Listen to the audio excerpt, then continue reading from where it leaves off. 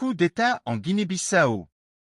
Le 26 novembre 2025, un groupe d'officiers de l'armée a annoncé avoir pris le contrôle du pays, quelques heures après des tirs audibles dans la capitale Bissau et la veille de la publication prévue des résultats provisoires de l'élection présidentielle.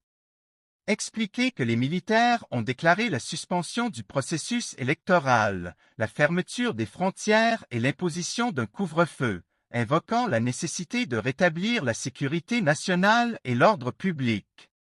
Les personnes qui ont joué un rôle public dans le putsch. Brigadier général Denis Nkana, présenté par les médias comme le chef du bureau militaire de la présidence et porte-parole militaire qui a annoncé la prise de pouvoir à la télévision d'État.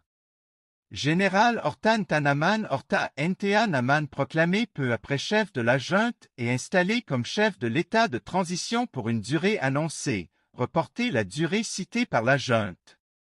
Indiquer la variation orthographique observée dans les dépêches et préciser la graphie la plus utilisée par les agences internationales. Préciser que le président Umaro Sissoko Embalo a été arrêté et déclaré déposé par les militaires. Sa détention et sa situation exacte ont fait l'objet d'appels internationaux pour sa libération. Signaler les détentions d'autres personnalités politiques rapportées, par exemple des cadres et anciens dirigeants tels que Domingo Simões Pereira, et les perturbations autour des observateurs électoraux, éléments qui illustrent l'ampleur de l'opération et ses implications pour la validité du scrutin. Rapporter les réactions régionales et internationales, condamnations et inquiétudes exprimées par la CEDEAO, l'Union africaine et d'autres partenaires, avec des appels à la restauration de l'ordre constitutionnel et à la libération des détenus. Mentionner aussi les demandes concurrentes de transparence sur les résultats électoraux et les appels à éviter l'escalade. Concluer par un angle d'analyse. Contexte historique.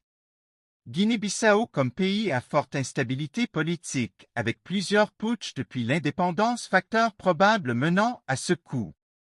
Élections très contestées, tensions entre factions pro-gouvernementales et opposition, rôle de l'armée et scénario possible, pression régionale, négociations pour un retour civil, période de transition militaire.